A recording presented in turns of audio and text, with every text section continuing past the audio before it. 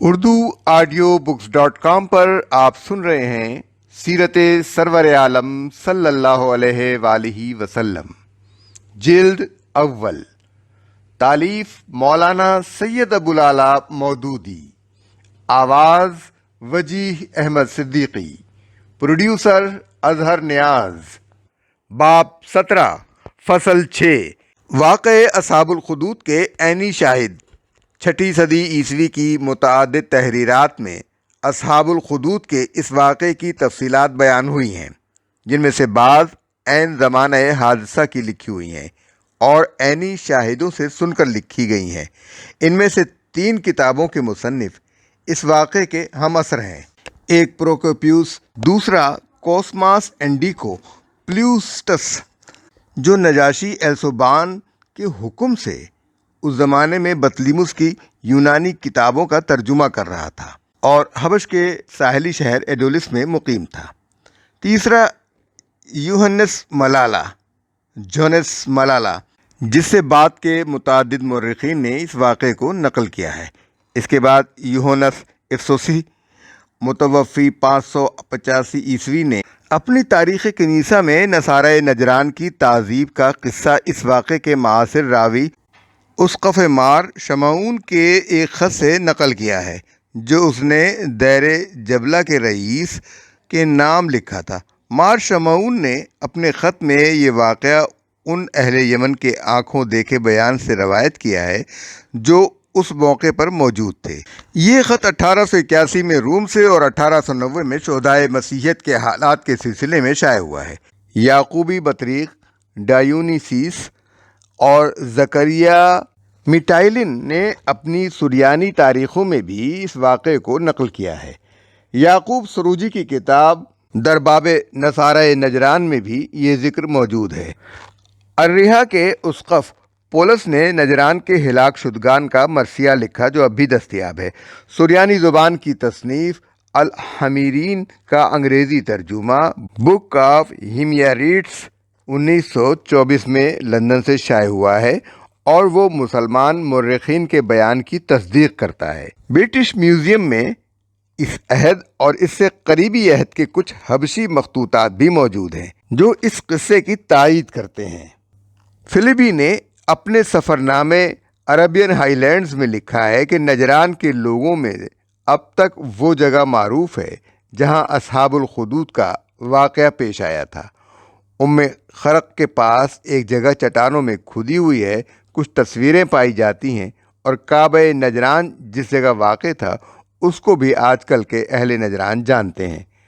اس کا نام ہی انہوں نے کعبہ رکھا تھا اور یہ کعبہ نجران کے نام سے معروف تھا۔ مؤلف کعبے کی شکل پر ایک عمارت کی تعمیر۔ حبشی عیسائیوں نے نجران پر قبضہ کرنے کے بعد یہاں کعبے کی شکل کی ایک عمارت بنائی تھی، جسے وہ مکہ کے کعبے کی جگہ مرکزی حیثیت دینا چاہتے تھے۔ اس کے اساقفہ امامے باندھتے تھے اور اس کو حرم قرار دیا گیا تھا۔ رومی سلطنت بھی اس کعبے کے لیے مالی اعانت بھیجتی تھی۔ اسی کعبہ نجران کے پادری اپنے سید اور عاقب اور اسقف کی قیادت میں مناظرے کے لیے نبی صلی اللہ علیہ وآلہ وسلم کی خدمت میں حاضر ہوئے تھے اور مباہلہ کا وہ مشہور واقعہ پیش آیا تھا جس کا ذکر سورہ آل عمران آیت 61 میں آیا ہے۔ یمن پر عیسائیت کا تسلط۔ نجران میں یمن کے یہودی فرمانروا زونواس نے پیروان مسیح علیہ السلام پر جو ظلم کیا تھا اس کا بدلہ لینے کے لیے حبش کی عیسائی سلطنت نے یمن پر حملہ کر کے حمیری حکومت کا خاتمہ کر دیا تھا اور 525 عیسوی میں اس پورے علاقے پر حبشی حکومت قائم ہو گئی تھی۔ یہ ساری کارروائی دراصل قسطنطنیہ کی رومی سلطنت اور حبش کی حکومت کے باہمی تعاون سے ہوئی تھی، کیونکہ حبشیوں کے پاس اس زمانے میں کوئی قابل ذکر بحری بیڑا نہ تھا۔ بیڑا رومیوں نے فراہم کیا اور حبش نے اپنی 70,000 فوج اسی کے ذریعے سے یمن کے ساحل پر اتاری۔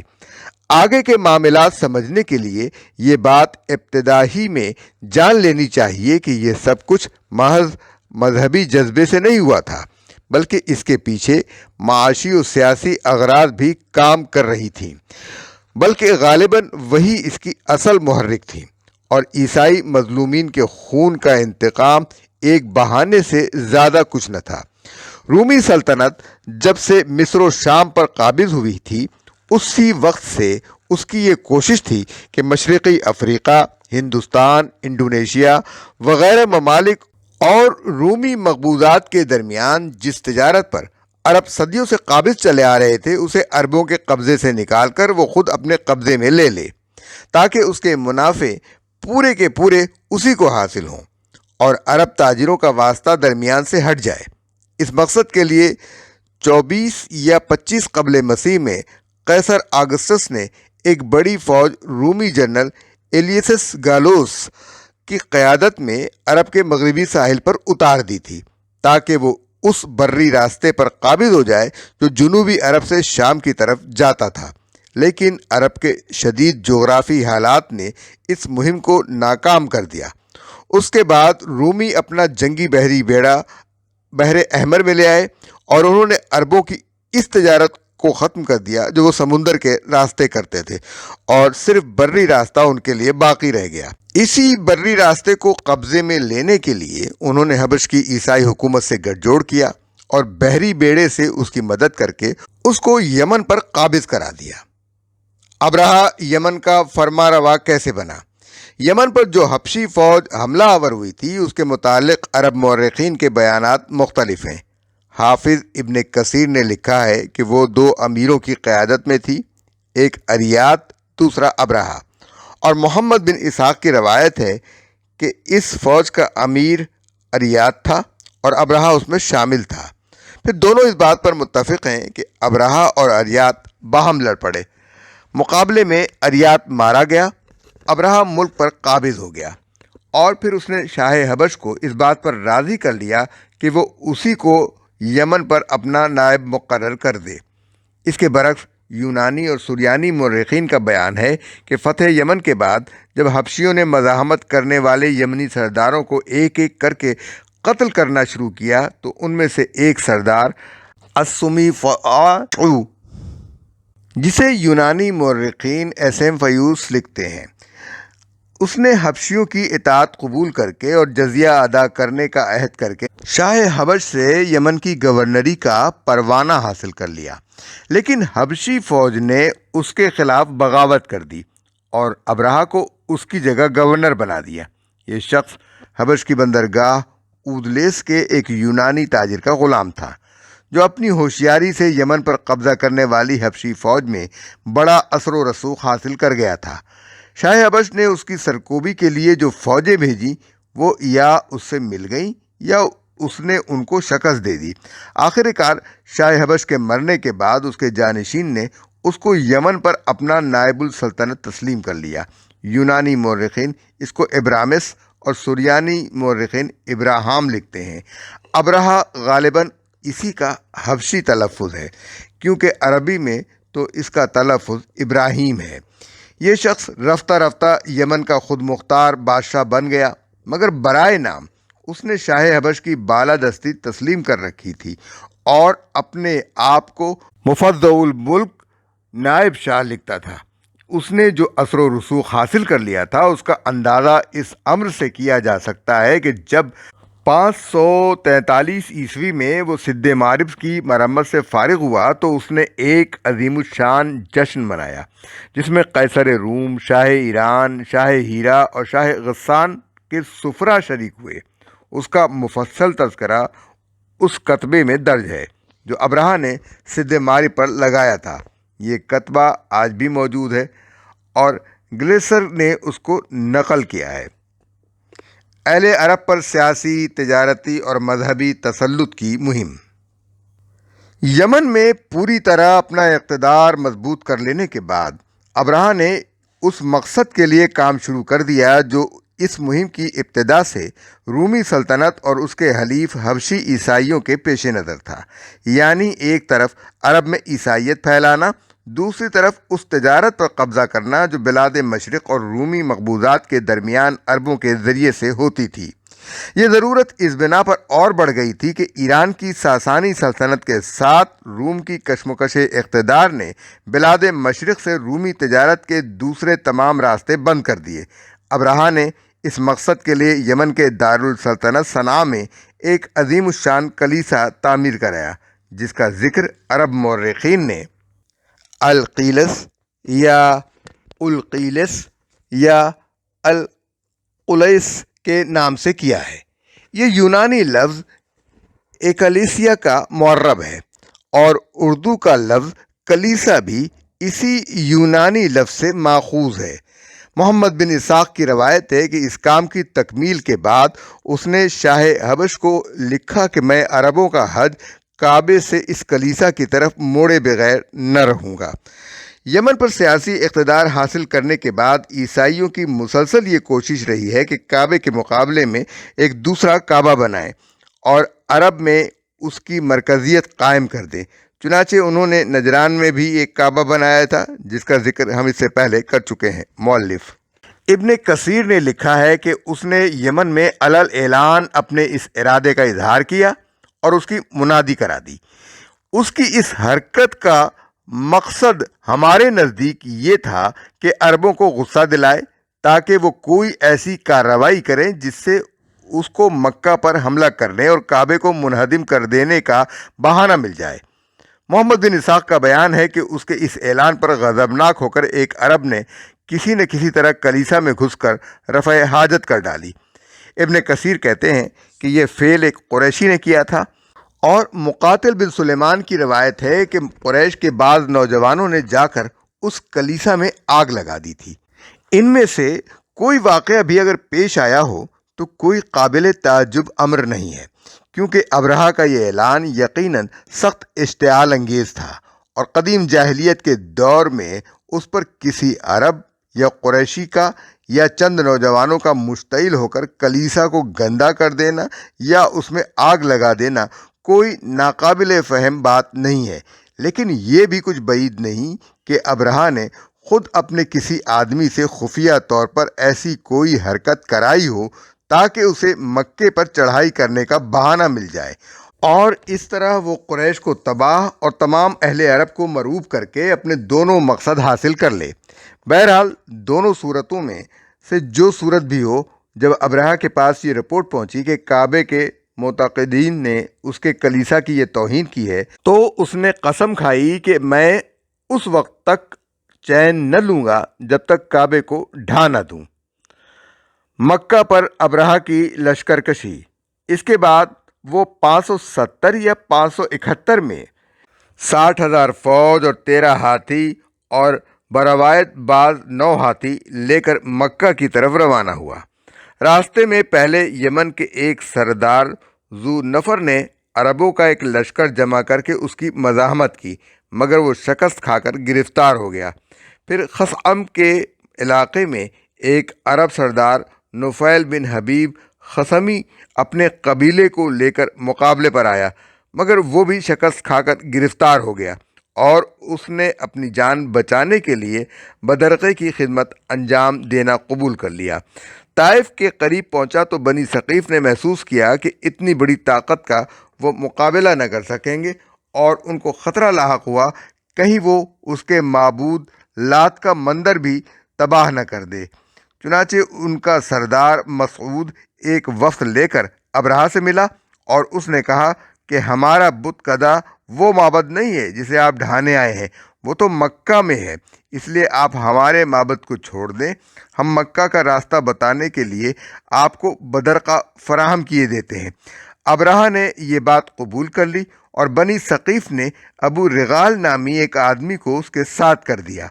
جب مکہ 3 کوس رہ گیا تو المغث یا المغث نامی مقام پر پہنچ کر ابو رغال مر گیا اور عرب مدتوں تک اس کی قبر پر سنگ باری کرتے رہے۔ بنی ثقیف کو بھی وہ سالہ سال تک تانے دیتے رہے کہ انہوں نے لات کے مندر کو بچانے کے لیے بیت اللہ پر حملہ کرنے والوں سے تعاون کیا۔ اہل مکہ کا جوابی طرز عمل۔ محمد بن اسحاق کی روایت ہے کہ المغث سے ابرہہ نے اپنے مقدمۃ الجیش کو آگے بڑھایا اور وہ اہل تہامہ اور قریش کے بہت سے مویشی لوٹ لے گیا، جن میں رسول اللہ صلی اللہ علیہ وآلہ وسلم کے دادا عبد المطلب کے بھی 200 اونٹ تھے۔ اس کے بعد اس نے اپنے ایک ایلچی کو مکہ بھیجا اور اس کے ذریعے سے اہل مکہ کو یہ پیغام دیا کہ میں تم سے لڑنے نہیں آیا ہوں، بلکہ اس گھر کعبے کو ڈھانے آیا ہوں۔ اگر تم نہ لڑو تو میں تمہاری جان و مال سے کوئی تعرض نہ کروں گا۔ نیز اس نے اپنے ایلچی کو ہدایت کی کہ اہل مکہ اگر بات کرنا چاہیں تو ان کے سردار کو میرے پاس لے آنا۔ مکے کے سب سے بڑے سردار اس وقت عبد المطلب تھے۔ ایلچی نے ان سے مل کر ابرہہ کا پیغام پہنچایا۔ انہوں نے کہا، ہم میں ابرہہ سے لڑنے کی طاقت نہیں ہے، یہ اللہ کا گھر ہے، وہ چاہے گا تو اپنے گھر کو بچا لے گا۔ ایلچی نے کہا، آپ میرے ساتھ ابرہہ کے پاس چلیں۔ وہ اس پر راضی ہو گئے اور اس کے ساتھ چلے گئے۔ وہ اس قدر وجیح اور شاندار شخص تھے کہ ان کو دیکھ کر ابرہہ بہت متاثر ہوا اور اپنے تخت سے اتر کر ان کے پاس آ کر بیٹھ گیا۔ پھر پوچھا، آپ کیا چاہتے ہیں؟ انہوں نے کہا، میرے جو اونٹ پکڑ لیے گئے ہیں وہ مجھے واپس دے دیے جائیں۔ ابرہہ نے کہا کہ آپ کو دیکھ کر تو میں بہت متاثر ہوا تھا، مگر آپ کی اس بات نے آپ کو میری نظر سے گرا دیا کہ آپ اپنے اونٹوں کا مطالبہ کر رہے ہیں، اور یہ گھر جو آپ کا اور آپ کے دین آبائی کا مرجع ہے، اس کے بارے میں کچھ نہیں کہتے۔ انہوں نے کہا، میں تو صرف اپنے اونٹوں کا مالک ہوں اور انہی کے بارے میں آپ سے درخواست کر رہا ہوں۔ رہا یہ گھر تو اس کا ایک رب ہے، وہ اس کی حفاظت خود کر لے گا۔ ابرہہ نے جواب دیا، وہ اس کو مجھ سے نہ بچا سکے گا۔ عبد المطلب نے کہا، آپ جانیں اور وہ جانیں۔ یہ کہہ کر وہ ابرہہ کے پاس سے اٹھائے اور اس نے ان کو ان کے اونٹ واپس کر دیے۔ ابن عباس کی روایت اس سے مختلف ہے، اس میں اونٹوں کے مطالبے کا کوئی ذکر نہیں ہے۔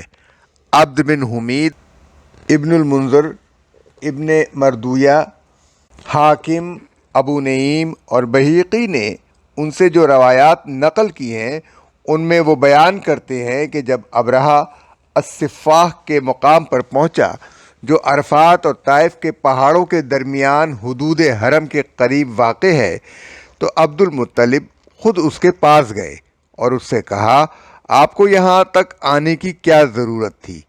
آپ کو اگر کوئی چیز مطلوب تھی تو ہمیں کہلا بھیجتے، ہم خود لے کر آپ کے پاس حاضر ہو جاتے۔ اس نے کہا، میں نے سنا ہے کہ یہ گھر امن کا گھر ہے، میں اس کا امن ختم کرنے آیا ہوں۔ عبد المطلب نے کہا، یہ اللہ کا گھر ہے، آج تک اس نے کسی کو اس پر مسلط نہیں ہونے دیا ہے۔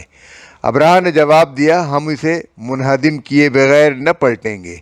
عبد المطلب نے کہا، آپ جو کچھ چاہیں ہم سے لے لیں اور واپس چلے جائیں، مگر ابرہہ نے انکار کر دیا اور عبد المطلب کو پیچھے چھوڑ کر اپنے لشکر کو آگے بڑھنے کا حکم دیا۔ دونوں روایتوں کے اس اختلاف کو اگر ہم اپنی جگہ رہنے دیں اور کسی کو کسی پر ترجیح نہ دیں تو ان میں سے جو صورت بھی پیش آئی ہو، بہرحال یہ امر بالکل واضح ہے کہ مکہ اور اس کے آس پاس کے قبائل اتنی بڑی فوج سے لڑ کر کعبے کو بچانے کی طاقت نہ رکھتے تھے۔ اس لیے یہ بالکل قابل فہم بات ہے کہ قریش نے اس کی مزاحمت کی کوئی کوشش نہ کی۔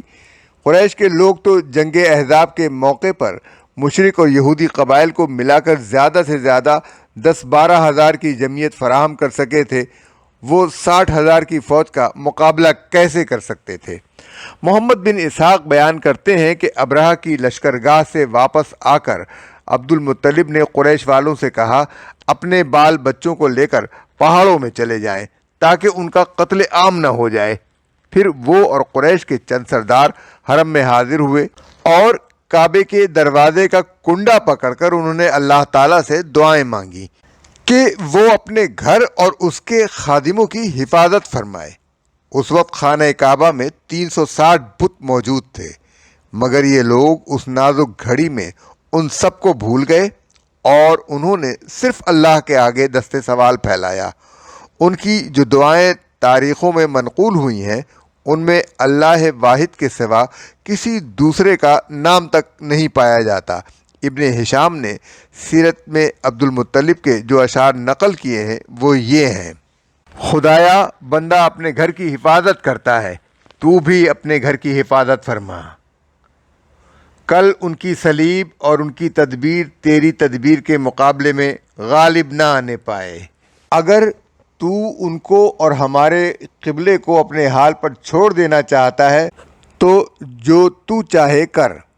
سہیلی نے روض الانف میں اس سلسلے کا یہ شعر بھی نقل کیا ہے: صلیب کی آل اور اس کے پرستاروں کے مقابلے میں آج اپنی آل کی مدد فرما۔ ابن جریر نے عبد المطلب کے یہ اشعار بھی نقل کیے ہیں جو اس موقع پر دعا مانگتے ہوئے انہوں نے پڑھے تھے: اے میرے رب، تیرے سوا میں ان کے مقابلے میں کسی سے امید نہیں رکھتا۔ اے میرے رب، ان سے اپنے حرم کی حفاظت کر۔ اس گھر کا دشمن تیرا دشمن ہے، اپنی بستی کو تباہ کرنے سے ان کو روک۔ حفاظت کعبہ کے لیے خدائی معجزہ۔ یہ دعائیں مانگ کر عبد المطلب اور ان کے ساتھی بھی پہاڑوں میں چلے گئے اور دوسرے روز ابرہہ مکے میں داخل ہونے کے لیے آگے بڑھا، مگر اس کا خاص ہاتھی محمود جو آگے آگے تھا یکایک بیٹھ گیا۔ اس کو بہت تبر مارے گئے، آنکھوں سے کچوکے دیے گئے، یہاں تک کہ اسے زخمی کر دیا گیا، مگر وہ نہ ہلا۔ اسے جنوب، شمال، مشرق کی طرف موڑ کر چلانے کی کوشش کی جاتی تو وہ دوڑنے لگتا، مگر مکے کی طرف موڑا جاتا تو وہ فوراً بیٹھ جاتا اور کسی طرح آگے بڑھنے کے لیے تیار نہ ہوتا۔ اتنے میں پرندوں کے جھنڈ اپنی چونچوں اور پنجوں میں سنگریزے لیے ہوئے بحر احمر کی طرف سے آئے اور انہوں نے اس لشکر پر سنگریزوں کی بارش کر دی۔ جس پر بھی یہ کنکر گرتے اس کا جسم گلنا شروع ہو جاتا۔ محمد بن اسحاق اور اکرمہ کی روایت ہے کہ یہ چیچک کا مرض تھا اور بلاد عرب میں سب سے پہلے چیچک اسی سال دیکھی گئی۔ ابن عباس رضی اللہ عنہ کی روایت ہے کہ جس پر کوئی کنکری گرتی اسے سخت کھجلی لاحق ہو جاتی اور کھجاتے ہی جلد پھٹتی اور گوشت چھڑنا شروع ہو جاتا۔ ابن عباس رضی اللہ عنہ کی دوسری روایت ہے کہ گوشت اور خون پانی کی طرح بہنے لگتا اور ہڈیاں نکل آئی تھیں۔ خود ابرہہ کے ساتھ بھی یہی ہوا، اس کا جسم ٹکڑے ٹکڑے ہو کر گر رہا تھا اور جہاں سے کوئی ٹکڑا گرتا وہاں سے پیپ اور لہو بہنے لگتا۔ افراتفری میں ان لوگوں نے یمن کی طرف بھاگنا شروع کیا۔ نفیل بن حبیب خثعمی کو، جسے لوگ بدرقہ بنا کر بلاد خثم سے پکڑ لائے تھے، تلاش کر کے انہوں نے کہا کہ واپسی کا راستہ بتائے، مگر اس نے صاف انکار کر دیا اور کہا اب بھاگنے کی جگہ کہاں ہے جب کہ خدا تعاقب کر رہا ہے اور نکٹا ابرہہ مغلوب ہے، غالب نہیں ہے۔ اس بھگدڑ میں جگہ جگہ یہ لوگ گر گر کر مرتے رہے۔ عطا بن یسار کی روایت ہے کہ سب کے سب اسی وقت ہلاک نہیں ہو گئے، بلکہ کچھ تو وہیں ہلاک ہوئے اور کچھ بھاگتے ہوئے راستے بھر گرتے چلے گئے۔ ابرہہ بھی بلاد خثعم پہنچ کر مرا۔ اللہ تعالیٰ نے حبشیوں کو صرف یہی سزا دینے پر اکتفا نہ کیا، بلکہ 3-4 سال کے اندر یمن سے حبشی اقتدار ہمیشہ کے لیے ختم کر دیا۔ تاریخ سے معلوم ہوتا ہے کہ واقعہ فیل کے بعد یمن میں ان کی طاقت بالکل ٹوٹ گئی۔ جگہ جگہ یمنی سردار علم بغاوت لے کر اٹھ کھڑے ہوئے۔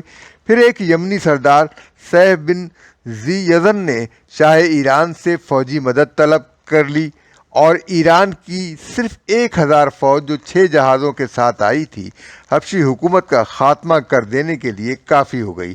یہ سن 575 عیسوی کا واقعہ ہے۔ یہ واقعہ مزدلفہ اور منی کے درمیان وادی محصب کے قریب محصر کے مقام پر پیش آیا تھا۔ صحیح مسلم اور ابو داؤد کی روایت کے مطابق رسول اللہ صلی اللہ علیہ وآلہ وسلم کے حجۃ الوداع کا جو قصہ امام جعفر صادق نے اپنے والد ماجد امام محمد الباقر سے اور انہوں نے حضرت جابر بن عبداللہ سے نقل کیا ہے، اس میں وہ بیان فرماتے ہیں کہ رسول اللہ صلی اللہ علیہ وآلہ وسلم جب مزدلفہ سے منی کی طرف چلے تو محصر کی وادی میں آپ نے رفتار تیز کر دی۔ امام نووی اس کی شرح کرتے ہوئے لکھتے ہیں کہ اصحاب الفیل کا واقعہ اسی جگہ پیش آیا تھا۔ اس لیے سنت یہی ہے کہ آدمی یہاں سے جلدی گزر جائے۔ موطا میں امام مالک رحمۃ اللہ علیہ روایت کرتے ہیں کہ حضور صلی اللہ علیہ وسلم نے فرمایا کہ مزدلفہ پورا کا پورا ٹھہرنے کا مقام ہے، مگر محصر کی وادی میں نہ ٹھہرا جائے۔ عربی ادب میں اس واقعے کی شہادتیں نفیل بن حبیب کے جو اشعار ابن اسحاق نے نقل کیے ہیں، ان میں وہ اس واقعے کا آنکھوں دیکھا حال بیان کرتا ہے۔